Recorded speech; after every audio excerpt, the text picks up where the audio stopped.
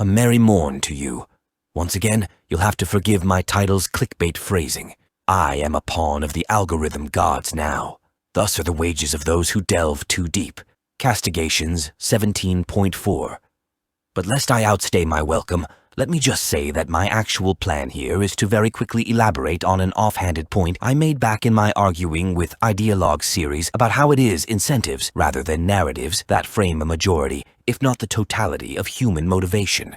In other words, it is what people want rather than what they think or feel is true that informs how they will act in a given situation. That much I think should be self-evident to anyone who's ever tried to engage another human in controversial discourse. But as with how I retooled the definitions of ideology, philosophy, and religion to suit my rhetorical convenience in the aforementioned series, I likewise chose the terms incentive and narrative mainly for their alliterative effect. But that fact notwithstanding, they are far from some cheap slogan.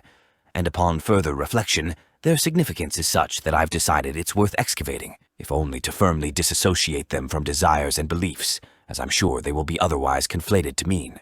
So, to that end, let us, as always, begin by defining the set and square of our conceptual frame. On the one hand, a belief is a conviction of the reality of an idea or concept. To say that you believe something is to say that you are convinced of its truth, while desire is a preferred consequence of a given action and/or the preferred outcome of a given situation. While on the opposite side of the coin, an incentive is a hypothetical reward or the most preferable of all available options. I.e., of all the paths I could go down right now, I desire the fruit at the end of path B the most. Therefore, I will follow path B. And a narrative is a single, logically consistent tract of thought, i.e., I will first go to point A, then to point B, then to point C, then to D, etc. For those who don't recall, logic is the principal assumption of reason that asserts an objective universe cannot, and therefore does not, contradict itself or contain any anomalies or abstractions. An anomaly is a phenomenon that seems to violate the universal laws of causality and locality. An abstraction is a phenomenon that violates the laws of locality and symmetry, and reason is the applicational practice, or praxeology, of logic.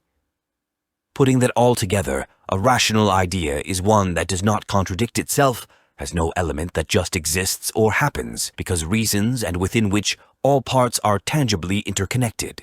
Now, if you understood all of that, first of all, congratulations, and second, you'll have noticed that rationality is distinctly removed from truth.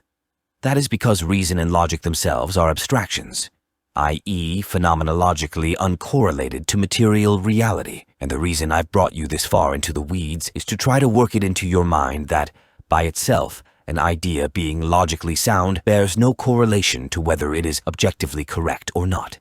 And this, regarding the title of the video, is why I say that beliefs don't matter in any objective sense. Ideas are just mental tools, and like a hammer with an imaginary head, your convictions, your truth, as is the most fashionable slogan of the intelligentsia, are of exactly zero value if they wield no constructive or destructive ability within our shared reality.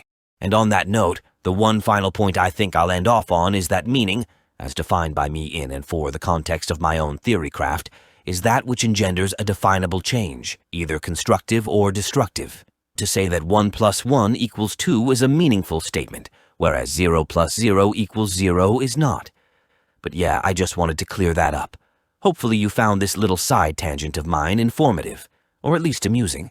I'll leave links to the other series parts down below if you want to go see what all the fuss is about. Until next time, stay safe, stay sane, and praise the Omnissiah.